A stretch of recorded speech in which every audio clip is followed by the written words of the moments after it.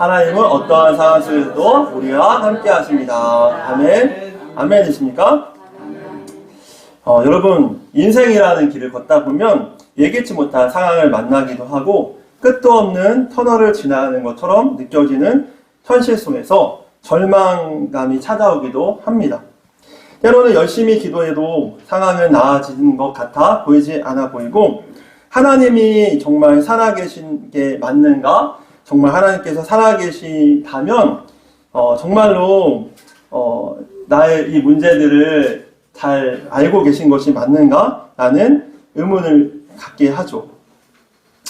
하지만 여러분, 이러한 질문들과 생각들이 오는 것은 어찌 보면 당연한 것이지만 그럼에도 불구하고 우리가 끝까지 붙잡아야 할 것은 따라해 보시겠습니다. 하나님은 어떠한 상황 속에서도 우리와 함께 하신다 라는 이 믿음입니다.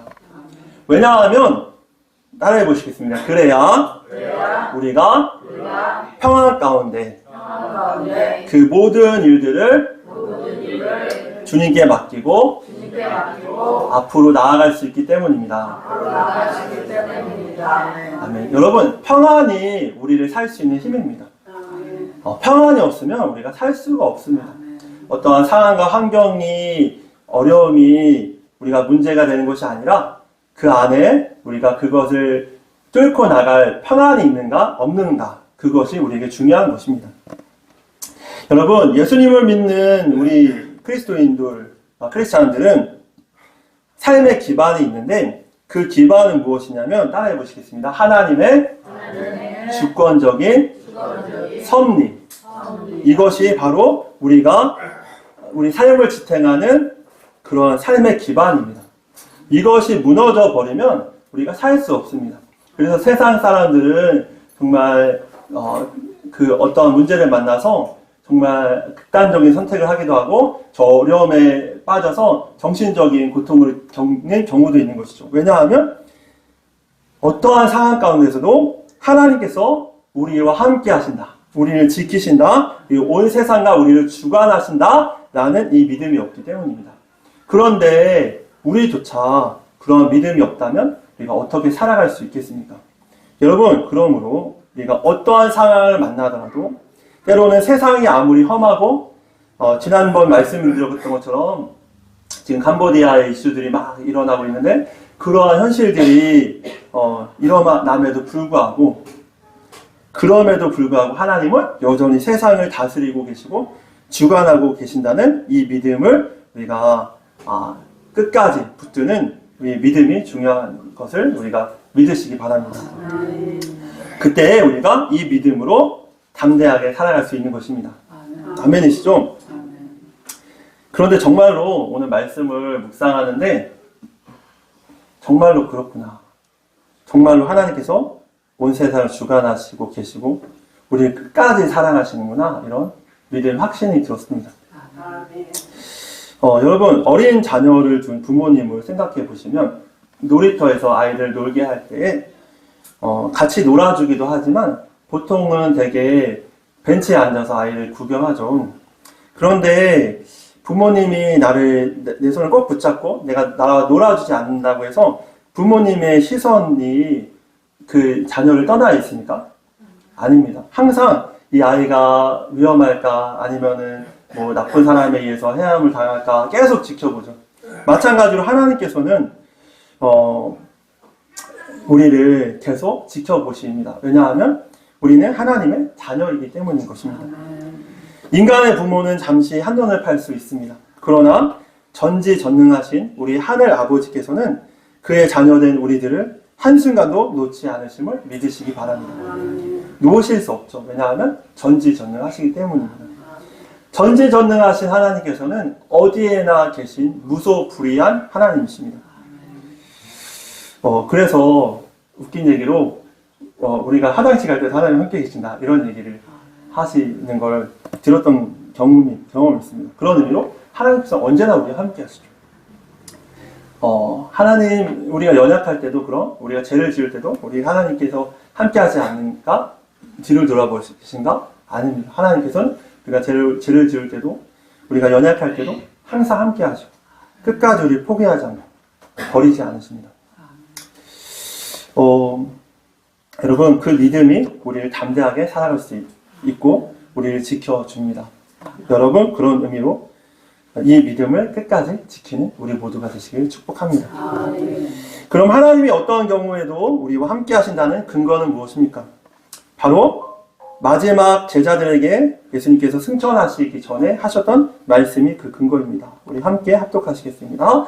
그러므로 너희는 가서 모든 민족을 제자로 삼아 아버지와 아들과 성령의 이름으로 세례를 베풀고 내가 너희에게 분부한 모든 것을 가르쳐 지키게 하라. 볼지어다 내가 세상 끝날까지 너희와 항상 함께 있으리라 하시니라.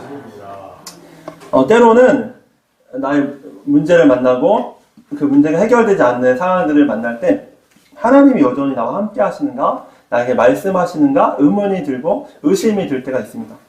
그런데 그때마다 신기한 것은 동일하게 하나님이 여러 상황들과 환경을 통해서 말씀하시는 것들 경험하는 경우가 있습니다. 제가 지지난주인가 허리를 다쳐서 병원을 갔는데 그 추석이라 어디 병원을 가야 될지 모르겠는 거예요. 고민하다가 결국에는 어느 병원을 갔죠. 근데 그 병원을 잘 간 것일까? 제대로 진료를 할까? 모르는 병원이니까 그런 생각을 하는데 신기하게 그 추석 주간 하나님께서 저에게 북한에 대한 말씀을 계속 주셨거든요. 근데 신기하게 그 병원에 갔는데도 동일하게 북한에 대한 다큐가 나오는 거예요. 생뚱맞게. 그리고 한 번은 제가 치과를 간 경험이 있는데, 치과가 아니라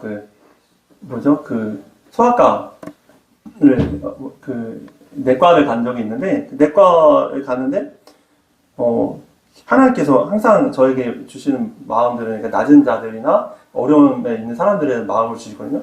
근데 그때도 갔는데 생뚱맞게 캄보디아 킬링필드에 대한 그 마음을 주시는 거예요.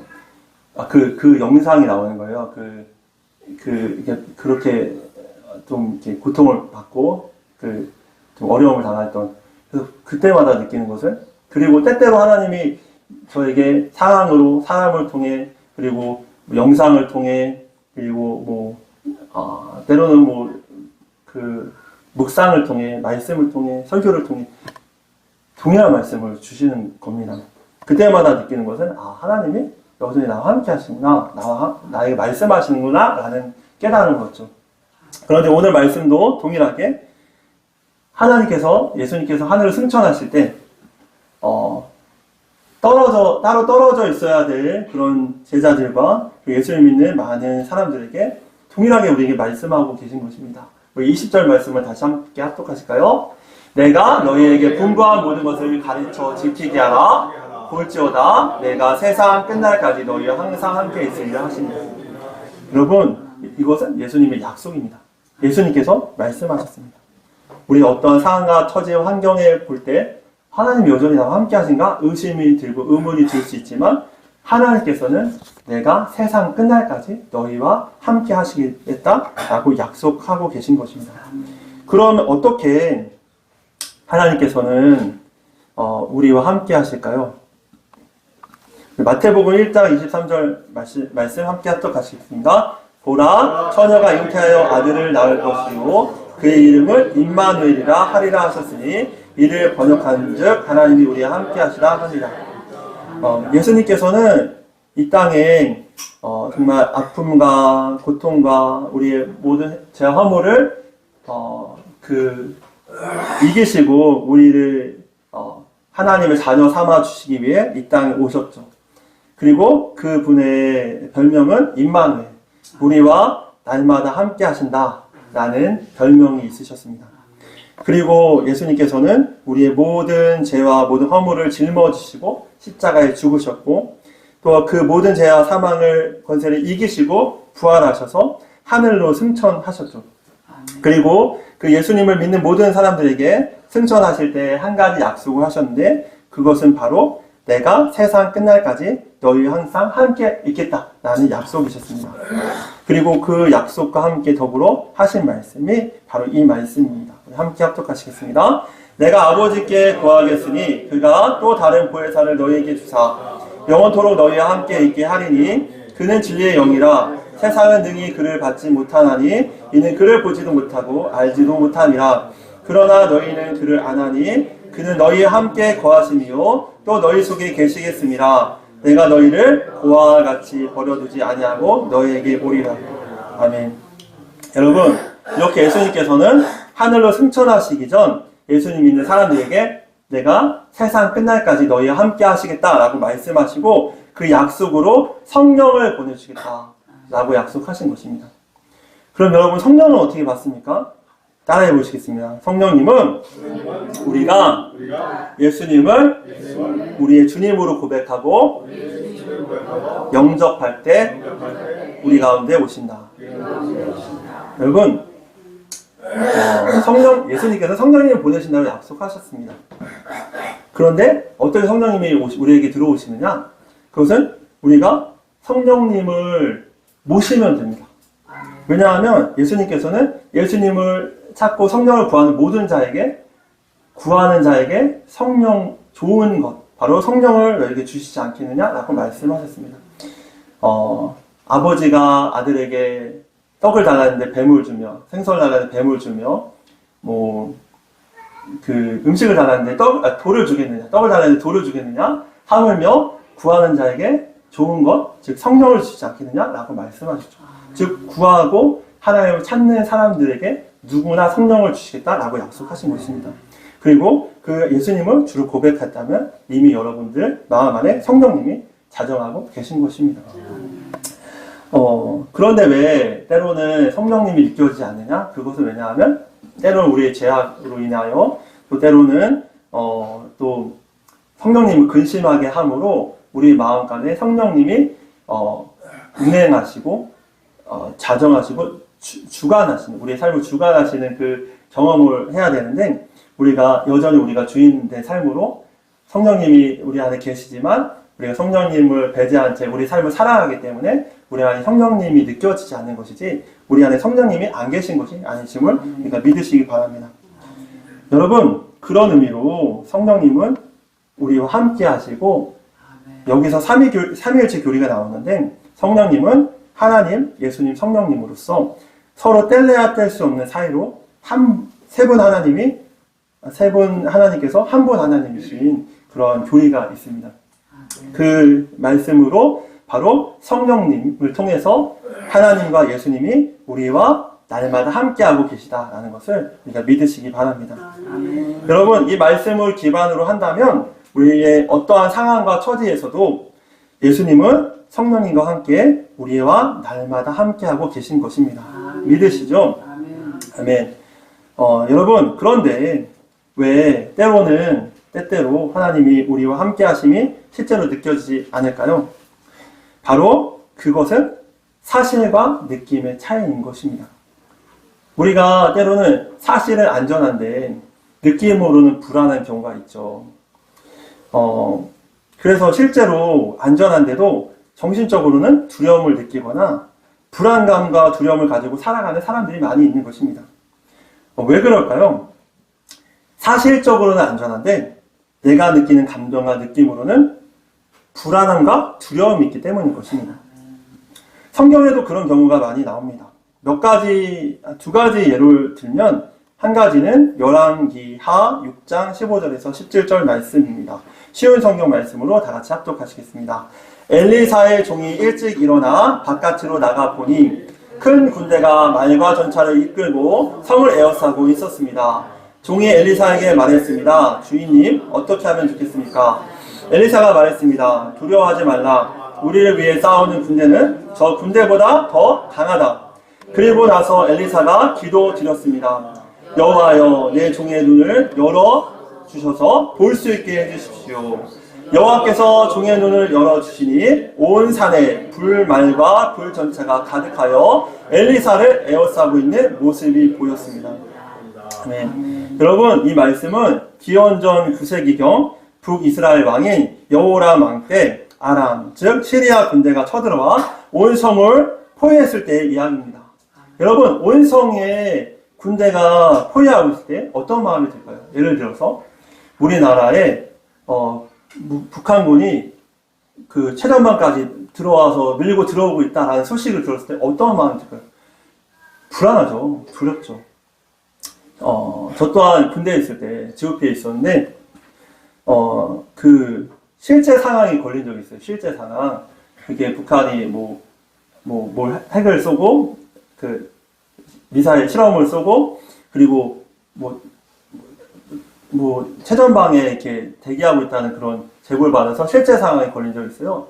그래서 GOP에서 자다 말고 다 같이 그 철책선에 그 초소가 가득, 보통은 초소가 이렇게 항상 가득 차지는 않거든요. 아침이나 이럴 때는 좀 세 군데만 점령하거나 이러는데 모든 초소를 점령하고 우리 전 그 소초에 있는 많은 그 병사들이 다 진을 친 거예요. 그때 어떤 마음이 들었냐면 정말 전후에 느꼈어요. 전후에. 그때 어떤 마음이 들었냐면 아 진짜로? 진짜 실제 상황이니까 정말 어떤 마음이 들어요. 아 진짜 내가 이 사람들과 이 소초원들과 함께 목숨을 맞춰 싸울 수 있겠다. 내가 죽을 수 있겠다. 이 소초원들과 함께. 그런 전후회를 느꼈어요. 그때 당시에는. 그러니까 실제 상황이 걸리는 거죠. 그런 두려움이 있을 거 아닙니까? 목숨을 맞춰 싸워야 된다. 왜냐하면 우리가 최전방이니까 북한이 들어오면 바로 막아서야 되잖아요. 막아서야 될 그 최전방이니까 목숨을 맞춰 싸워야죠. 후퇴할 수가 없잖아요.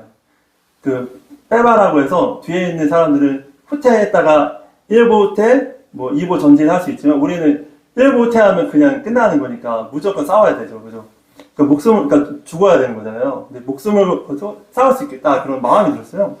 근데 마찬가지로 엘리사의 종, 눈이 보이지 않는 그 영안이 열리지 않은 그 엘리사의 종은 어떤 마음이겠습니까? 온 군대가 다 진을 쳤어요. 그러면 결국에는 포위됐으니 이제 죽을 수밖에 없는 거잖아요. 그죠? 이스라엘 백성들의 그 성보다 더 큰 군대들이 가득 쌓여 있으니 이제 시간만이 문제죠. 그런데 엘리사는 이렇게 그에게 말합니다. 따라 이렇게 했습니다. 두려워 말라. 우리를 위해 싸우는 군대는 저 군대보다 더 강하다. 아멘. 그리고 엘리사는 기도를 드립니다. 이렇게 기도하죠. 따라 읽겠습니다. 여호와여, 내 종의 눈을 열어 볼 수 있게 해주시옵소서. 아멘. 그때 엘리사는 종은 두려워했지만 엘리사는 두려워하지 않았는데 그 이유는 그가 사실을 볼 수 있는 영안이 열려 있었기 때문인 것입니다. 사실은 그 온 군대가 진을 쳤지만 사실은 영안이 열려서 볼 수 있었던 사실은 그 아람 군대, 시리아 군대보다 더 많은 천군천사, 불말과 불병거가 더 그들을 둘러 진치고 있었음을 보게 된 것입니다. 여러분, 이처럼 우리가 영적인 사실을 깨우칠 때 우리가 두려워하지 않을 수 있습니다. 두 번째 예시인데 열왕기하 19장 35절 말씀 함께 합독하시겠습니다. 그날 밤에 여호와의 천사가 아시리아의 진으로 나아가서 아시리아 군 18만 5천 명을 죽였습니다. 백성이 이튿날 아침 일찍 일어나 보니 그들이 모두 죽어 있었습니다. 이 말씀은 당시 아시리아라는 곳이 북이스라엘을 쳐서 이미 다 멸망시키고 이제는 남유다를 정복하기 위해서 18만 5천 명의 군사를 이끌고 남유다 당시 시스기야 왕에게 쳐들어왔었던 그 문제였죠. 그런데 그때 시스기야가 간절히 기도합니다. 뭐라고 기도하냐면 하나님, 이렇게 하나님의 백성들과 하나님의 군대를 조롱하는 저들에게서 우리를 건져 주시옵소서 라고 기도하죠. 그때 이사야 선지자는 그 하나님께서 시스기야에게 하는 말씀을 전하여 주는데 이렇게 말합니다. 하나님께서 너의 기도를 들으사 저들을 다 쳐서 죽게 하시고 사내립 왕도 다 죽게 하겠다라는 말씀을 하시죠. 그리고 실제로 그 말씀대로 하나님께서는 천군천사를 보내셔서 아시리아 군대 18만 5천 명을 모두 멸하시고 그리고 도망간 사내립도 죽게 하셨습니다. 실제로 역사적으로 고고학적으로 사내립이 죽은 그 고고학적인 증거가 있고, 또한 이 아시리아 군대 18만 5천 명은 당시 전염병으로 사망하였음을 우리가 알 수가 있는 것이죠. 여러분, 이처럼 사실은 하나님의 군대가 세상의 군대보다 더 강하다는 것이 사실인데, 하나님이 이 세상을 통치하신다는 걸 우리가 믿는다면 하나님의 군대가 세상의 군대보다 더 강하다는 것이 사실인데, 하나님의 말씀이 믿어지지 않고 영안이 열리지 않는 사람들에게는 하나님의 군대가 보이지 않으니 세상의 군대를 보고 두려움에 떨 수밖에 없는 것입니다. 사실은 하나님이 온 세상을 통치하시고 지금의 우리의 온 상황도 하나님께서 허락하신, 하나님께서 우리를 선하게 이끄실, 더 크게 세우시고 선하게 이끄실 상황으로 우리에게 허락하여 주셨다는 것을 우리가 믿는다면, 우리가 그 느낌이 아니고 감정이 아닌 진리 대신 하나님의 말씀, 하나님의 성품, 하나님이 우리를 끝까지 사랑하시는 아버지라는 사실을 믿는다면 우리가 절대로 두려워할 수 없는 것입니다. 여러분, 그러므로 우리가 따라해 보시겠습니다. 사실. 진리를 믿고 느낌과 감정으로 살지 말자. 아멘. 여러분, 그래서 말씀 가운데, 히브리서 말씀 가운데 이런 말씀 있죠. 따라해 보시겠어요? 오직 의인은 믿음으로 말미암아 살리라. 아멘. 그래서 우리에게 믿음이 중요한 것입니다. 왜냐하면 진리 되신 말씀이 사실임을 우리가 믿는다면 그 믿음으로 살아가야 평안이 있지, 우리가 그 느낌과 감정, 그 세상의 상황과 환경을 바라보면 항상 불안에 떨 수밖에 없는 것입니다. 그런 의미로 우리가 하나님의 말씀을 굳건히 붙잡고 믿음으로 살아가는 그 삶이 중요한 것입니다. 여러분, 하나님의 백성, 하나님의 택한 자들, 하나님 사랑하시는 우리 모든 여러분들은 하나님께서 이미 지켜 보호하고 계시고 앞으로도 지켜 보호하고 계실 것을 믿으시기 바랍니다.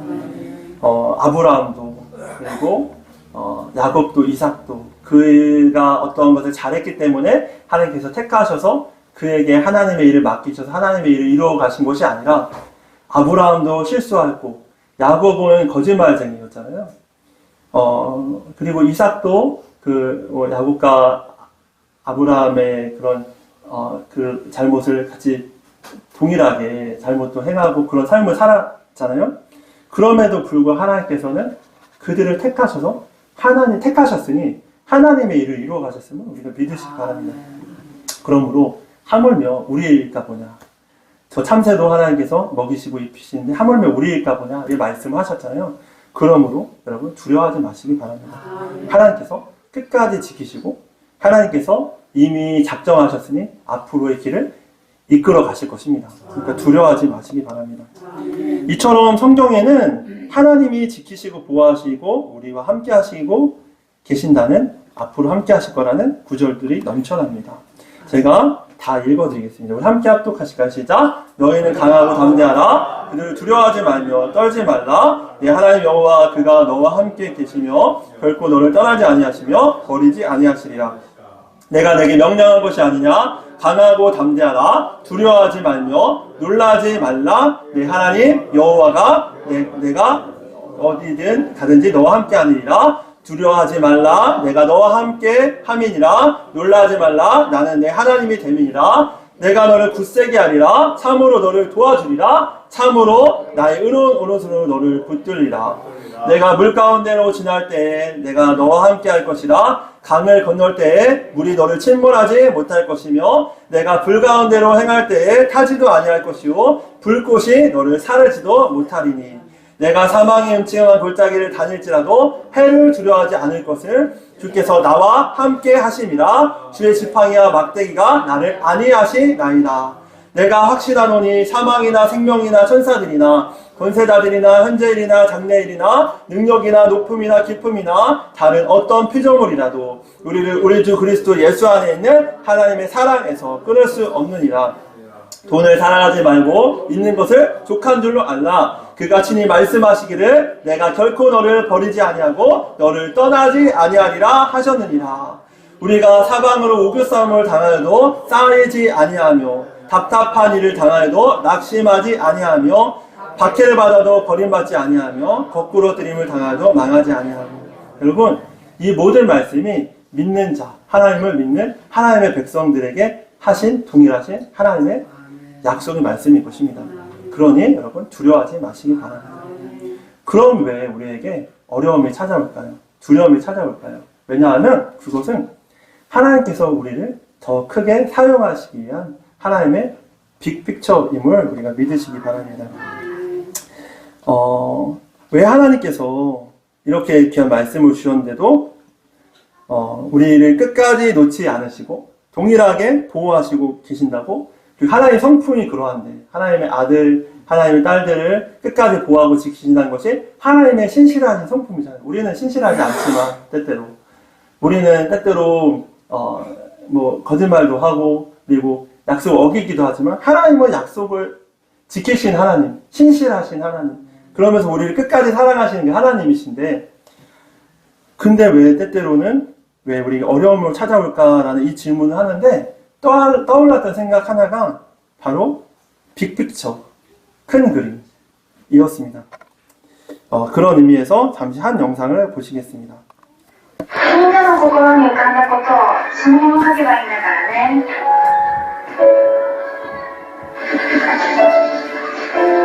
한 아이가 다른 친구들 그림을 그리는데 검정색 그림만 칠하는 거예요.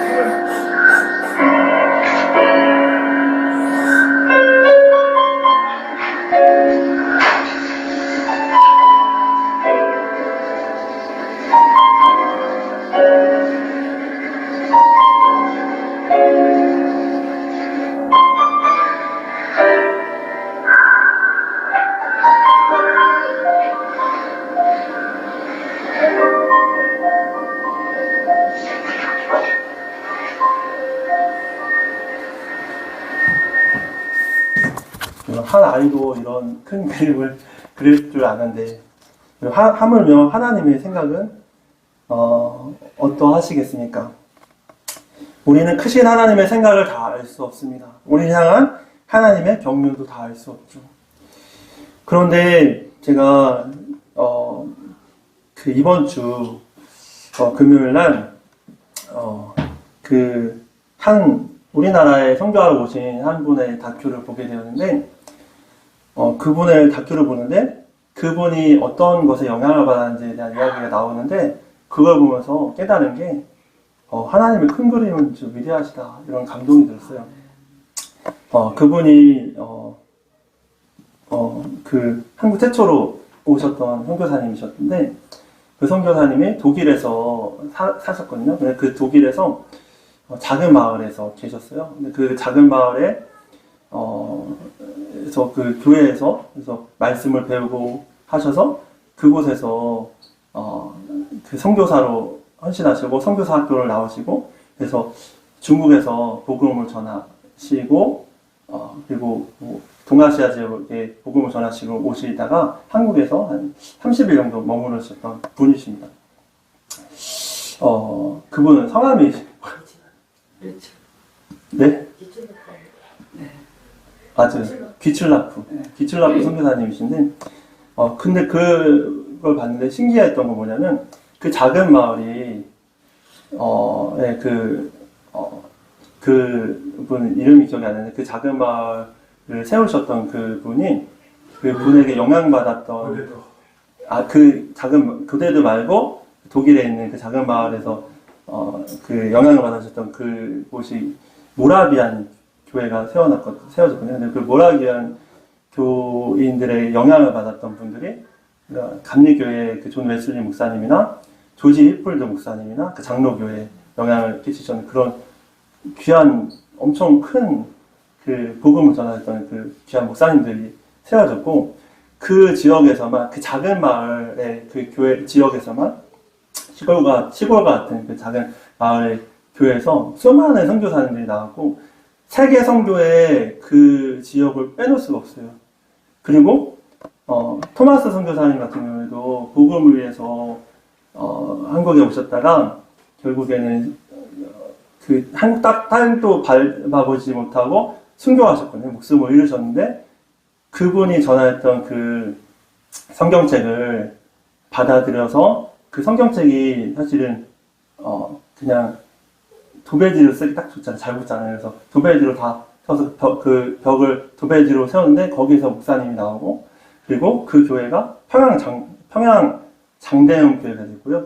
그 평양 장대영 교회가 그 평양 대붕의 그 시초가 되는 교회예요. 그리고 북한이 그 공산으로 들어왔을 때 그 평양 그 대붕에 영향받았던 많은 그 목사님들과 성도들이 그 남한 땅에 내려와서 세웠던 교회가 영락교회나 부산 수영록교회 같이 정말 복음적인 교회들이 세워졌고 그로 인해서 남한이 복음화되는 그러한 역사가 일어났음을 알 수가 있습니다.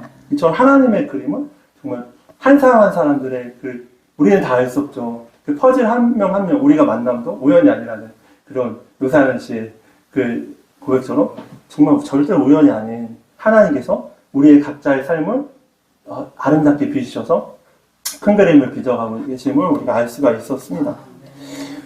때때로 우리 삶에 이 영상처럼 검은색으로 우리 삶이 도배된 것 같아 보이는 것처럼 보일지라도 그리고 정말 통과할 수 없는 터널을 지나가는 것처럼 보일지라도 그것은 막다른 길이 아니라 터널임을 마지막에는 빛이 있음을 우리가 보면서 빛을 따라 걸어갈 때 분명한 그 출구가 있음을 우리가 기억하면서 우리가 정말 우리 삶 가운데서도 비록은 검정색인 것처럼 보이는 그 순간까지도 하나님께서 큰 그림을 갖고 계심을 믿으심으로 우리가 하나님의 그 경륜하심, 하나님의 그 큰 역사를 기억하며 우리가 앞으로 전진나가는 우리 모두가 되었으면 좋겠습니다. 우리의 현재 삶을 볼 때 암울하고 또 때로는 낙담되고 또 때로는 내가 지금 잘 가고 있는 것이 맞는 것인가 하는 고민이 들 수 있을지 모르지만 때로는 내가 어떤 선택을 잘못했기 때문에 내가 어떤 것을 잘못했기 때문에 하나님대로 어떤 결정을 못했기 때문에 이러한 일이 일어난 것이 아닐까라고 생각할 수도 있지만 하나님께서는 우리의 실수보다 크신 하나님이십니다. 우리의 실수까지도 바꾸셔서 그 모든 퍼즐의 조각을 맞추셔서 가장 아름다운 작품으로 우리를 만들어가고 계심을 믿으시기 바랍니다. 그래서 하나님께서는 하나님의 사람들은 합력하여 모든 것이 우리의 모든 삶과 우리의 모든 만남과 모든 역사가 합력하여 선을 이룬다라고 말씀하신 그 말씀이 그것은 우리의 실수까지 초월하신 하나님이심을 우리가 믿으셔야 합니다. 여러분 그러므로 우리를 사랑으로 부르신 하나님의 선하신 뜻을 끝까지 신뢰하며 끝까지 우리를 포기하지 않으시고 지금도 여전히 온 세상과 우리를 보호하고 다스리시고 주관하고 계신 하나님의 경륜의 역사를 끝까지 신뢰하시며 어떠한 상황에서도 우리와 함께하고 계신 하나님을 신뢰하면서 표대를 향하여 한 걸음 한 걸음 나아가는 우리 모두가 되시기를 축복합니다. 하나님의 함께하심을 느낄 수 없는 이유는 사실과 감정의 차이 때문이라고 말씀을 드렸습니다. 그리고 사실은 하나님께서 우리가 끝까지 함께 하시는데 우리가 그것이 안 믿어져서 우리의 감정에서 불안해할 수밖에 없다고도 말씀드렸죠. 그래서 우리에게 필요한 것이 끝까지 우리를 버리시지 않으시는 신실하신 하나님을 믿는 믿음이라고 말씀을 드렸습니다. 그런데 우리의 믿음이 흔들리고 우리의 감정이 흔들리는 이유는 무엇일까요? 바로 우리의 연약함 때문이죠. 때때로 하나님 뜻대로 잘 살고 싶은 마음도 있지만 그럼에도 불구하고 여전히 죄성으로 죄를 짓고 넘어지고 또한 하나님의 뜻대로 온전히 살아가고 싶다고 하더라도 때로는 우리가 우리 머리나 지성이나 감정이 완전하지 못하여 하나님의 뜻대로 온전히 살아가지 못하는 때때로는 내 생각이 하나님의 생각이라고 생각해서 잘못 판단해서 이를 그르치는 것 같은 온전하지 못하고 완전하지 못하고 때로는 하나님 앞에 신실하지도 못한 우리이기 때문에 그때마다 우리는 이런 나를 하나님께서 여전히 사랑하실까? 이런 나도 하나님께서 지키시고 계실까? 이런 나라면 하나님께서 버리시지 않을까? 하는 불안함이 찾아오죠. 어떠한 어려움이 찾아오는 것이 나의 죄 때문이 아닐까라는 생각, 나의 부족함 때문이 아닐까? 하나님 버리신 것이 아닐까라는 생각을 하는 것이죠. 그러나 그때마다 예전에 목사님들께서 항상 한결같이 하셨던 말씀이 무엇이냐면 따라해 보시게 하나님은 절대로 우리를 포기하지 않으시는 하나님이시다 라고 이야기하셨어요. 그리고 그 말은 즉 따라해 보시게 하나님은 절대로 우리를 한 번도 버리지 않으시는 분이시다. 하나님은 끝까지 우리를 버리지 않으시는 분이시다. 이 말씀입니다. 그런데 저는 이것이 의심이 되는 거죠. 네, 왜냐하면 사울은 버리셨잖아요. 사울은. 그죠? 다윗은 택하셨는데 사울은 버리셨잖아요. 이런 마음이 들었죠. 그래서 예전에 제가 그 교회에서 전도사로 섬기고 있는데 항상 저희 연약함이 있어요. 그때마다 항상 설교를 전하면서도 항상 어떤 마음으로 설교를 했냐면 하나님 다윗처럼 써주세요. 하나님 사울처럼 저를 버리지 마세요. 이 기도가 항상 저에게 항상 있었어요. 하나님 죄를 지을 때마다 하나님 저를 사울처럼 버리지 마세요. 다윗처럼 써주세요. 이렇게 기도했죠. 그래서 그러면서 그건 무엇일까? 하나님께서는 하나님의 자녀들은 절대로 버리지 않으신다고 하셨는데 무엇일까 고민하는데 오늘 말씀 보면서 제가 아내가 그런 얘기 했거든요. 오늘 진짜 큰 은혜가 될 거야. 막 기대해 이렇게 말했어요. 그 이유가 뭐냐면 제가 너무 큰 은혜를 받았기 때문이에요. 왜냐하면 이 문제에 대한 해답을 찾았어요. 그렇구나. 하나님은 절대로 우리를 버리지 않으신 분이시구나. 확신을 얻었어요. 진짜로 그래요. 그 이유가 무엇이냐면 바로 역대하 33장 10절에서 13절 말씀입니다. 한 절씩 교독하시겠습니다. 다 합독하시겠습니다. 여호와께서 므낫세와 그의 백성에게 말을 해도 그들은 듣지 않았습니다. 그래서 여호와께서 아시리아 왕의 군대를 보내 유다를 치게 하셨습니다. 그들은 므낫세를 사로잡아 쇠사슬로 손을 묶어 바벨론으로 끌고 갔습니다. 므낫세는 고통을 당하는 가운데 그의 하나님 여호와께 빌었습니다. 므낫세는 자기가 조상들의 하나님 앞에서 저지른 일들을 뉘우쳤습니다. 므낫세가 기도드리니 여호와께서 들으시고 그를 불쌍히 여기셨습니다. 그래서 여호와께서 그를 예루살렘으로 돌려보내 주셨습니다. 그때서야 므낫세는 여호와께서 참 하나님이신 것을 깨달았습니다. 여러분, 므낫세가 어떤 왕이었는지 아십니까? 이스라엘에서 가장 악한 왕의 이름이 있는데 그 사람이 바로 아합왕입니다. 그런데 아합왕과 더불어 가장 동일하게 악한 왕이라고 취급받는 사람이 므낫세입니다. 성경에 보시면 므낫세가 얼마나 큰 악을 행하였는지 나와 있어요. 말하기 어려울 정도로 엄청난 큰 악을 저질렀던 사람이에요. 그런데 하나님께서는 아합은 심판하셨지만 므낫세는 살려주셨어요. 다윗도 죄를 지었잖아요. 다윗은 살려주셨지만 사울은 심판하셨죠. 차이가 뭘까요? 바로 주께 돌아왔을 때, 주님께 회개했을 때 하나님께서는 그를 버리지 않으셨어요. 그를 붙드셨습니다. 다윗도 죄를 지었죠. 회개함으로 하나님께서 다시 그를 받아주셨죠. 사울도 죄를 지었죠. 근데 그는 끝까지 하나님을 인정하지 않았습니다. 자신의 죄를 회개하지 않았습니다. 아합도 큰 죄를 지었죠. 므낫세와 동일한 죄를 지었습니다. 그런데 아합은 하나님께 회개하지 않았습니다. 그래서 그는 결국에 그의 죄로 심판을 받았죠. 그러나 므낫세는 마지막에는 자신의 죄를 다 뉘우치고 회개하여서 자신의 죄를 회개하여서 자신이 세웠던 그 모든 우상 제단을 다 헐고 하나님의 뜻대로 사는 마지막의 행보를 보였습니다. 하나님께서 그를 용서하셨고 그 이후에 하나님이 정말 참 하나님이시구나. 하나님은 끝까지 나를 사랑하시는 분이시구나. 하나님 한 번도 나를 버리지 않으셨던 분이시구나 라는 걸 깨닫고 그때부터 하나님을 위한 삶을 살았죠. 사도 바울이 어떤 사람이었냐면 모든 크리스찬들을 잡아 가두었던 그런 사람이었습니다. 그리고 그 순교자 스데반이나 그런 사람들이 죽는 것을 당연히 여겼더라라고 했어요. 당연히 여겼던 크리스찬들이 목숨을 잃는 것을 당연히 여겼던 그런 악한 사람이었어요. 그러나 그 사울도 하나님 만나고 회개했을 때 하나님께서는 사울을 바울 세워서 세계 선교로 온 세상에 복음을 전파하는 이방인의 사도로 삼아줬음을 우리가 알 수가 있는 것입니다. 여러분, 그래서 제가 그 한 글을 읽어드리고자 하는데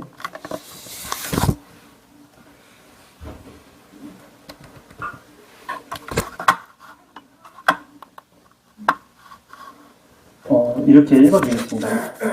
따라해 보시겠습니다. 하나님은 결코 우리를 버리시지 않으십니다. 그러나 그분의 사랑과 구원을 끝까지 거부하는 자는 결국 자신이 하나님의 품을 떠난 결과로 버려진 자가 됩니다. 즉 하나님이 버리신 것이 아니라 그가 스스로 떠난 것입니다. 아멘. 여러분, 하나님의 사랑은 끝까지 포기하지 않는 사랑, 그리고 모든 사람을, 심지어 그가 죄인일지라도 모든 사람을 돌아와서 하나님의 자녀 되기를 원하시고 그를 살려주시기 원하시는 하나님의 사랑이심을 우리가 믿으시기 바랍니다. 그러한 사랑을 깨달을 때 정말 하나님의 사랑은 정말 무한하시구나 라는 생각을 하게 됩니다. 그래서 오늘 고백했던 그 말씀처럼 찬양처럼 하나님의 사랑은 정말 무한하신 사랑이구나. 나에게 있는 것이 아니라 나의 어떤 조건이나 나의 그러한 어떠함에 있는 것이 아니라 하나님의 사랑은 정말 무한하시구나. 아들을 사랑하셨던 그 아버지의 사랑보다 더 크신 자신의 아들 하나밖에 없는 아들 예수님을 주시기까지 우리 끝까지 포기하지 않으셨던 그 사랑, 이 하나님의 사랑이구나 라는 것을 깨닫게 됩니다. 여러분, 아들을 딸을 누군가를 위해서 줄 수 있는 사람은 모든 것을 다 내어준 분이십니다. 저는 그렇게 할 수가 없습니다. 그런데 하나님은 그러셨잖아요. 그 말은 즉슨 뭐냐면 우리를 절대로 포기하지 않는다는 약속인 것입니다. 여러분, 그러므로 우리가 끝까지 그 하나님 사랑을 붙잡고 살아가는 우리 모두가 되었으면 좋겠습니다. 마지막으로 이 이야기만 드리고 말씀을 마치겠습니다. 이렇게 설교를 준비하는데 하나님께서 은혜로 한 유튜브에서 짧은 영상을 보게 하셨습니다. 그 제목은 하나님의 음성과 사탄의 음성을 분별하는 방법이라는 영상이었습니다. 내용은 이랬습니다. 제가 말씀드리면 하나님도 여기서 중요한 건 하나님도예요. 하나님도 때로는 마귀만큼이나 때로는 마귀만큼이나 더 우리에게 가혹하고 엄하게 말씀하실 때가 있다라고요. 그러나 그 안에서 하나님의 말씀이 마귀의 음성과는 다른 것은, 구별되는 것은, 마귀는 너는 이런 일을 했고 이런 일을 너 했으니 살 가치가 없어. 죽어야 돼. 너는 아무 가치가 없어. 그러니 도망쳐라. 하나님도 그런 너를 원하지 않는다 라고 하나님께로부터 떠나게 만드는 것이 사단의 속임이고 결국에 우리를 멸망시키고 죽이게 만드는 것이 사단의 말이지만 하나님도 동일하게 너는 이런 잘못을 했고 이런 일들도 했다. 그렇게 우리의 죄를 엄하게 책망하시지만 그래서 너는 병들었고 너는 부서졌고 잘못되었고 버림받았다. 그러나 하나님은 그렇게 우리를 엄하게 책망하시지만 마지막에 사단과 마귀와 다른 말씀을 하시는데 그러나 그럴지라도 나는 너를 끝까지 버리지 않는다. 너를 끝까지 사랑한다. 그러니 내게로 돌아오라. 라고 말씀하시는 것이 사탄과 다르다라고 말씀하셨습니다. 여러분, 때로는 우리가 매를 맞죠. 하나님의 뜻대로 살지 않으면 목사님들이 항상 얘기하시는 징계를 받는다. 채찍을 맞는다. 그러니 맞기 전에 잘 살아라. 하나님의 뜻대로 잘 살아라 얘기하시잖아요. 그러나 절대로 믿는 자들은 버리지 않는다라고 하시잖아요.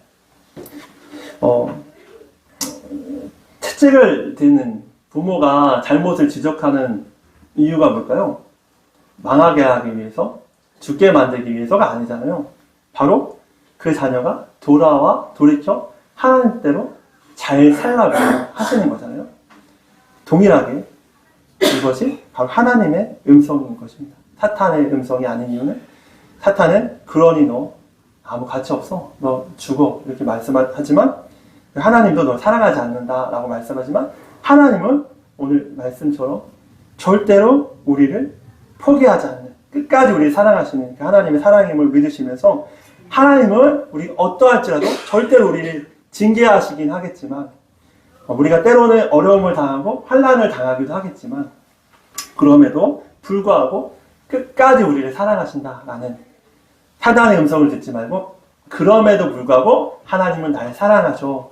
하나님은 하나밖에 없는 아들 예수 그리스도를 보내시기까지 나를 사랑하셨어라는 그런 믿음으로 그럼에도 불구하고 하나님께 매달리고 염치 없음에도 불구하고 하나님께 매달리고 하나님 뜻대로 이 므낫세 왕처럼 회개함으로 앞으로의 남은 인생은 하나님께 드려지는 삶으로 살아가는 우리 모두가 되셨으면 좋겠습니다.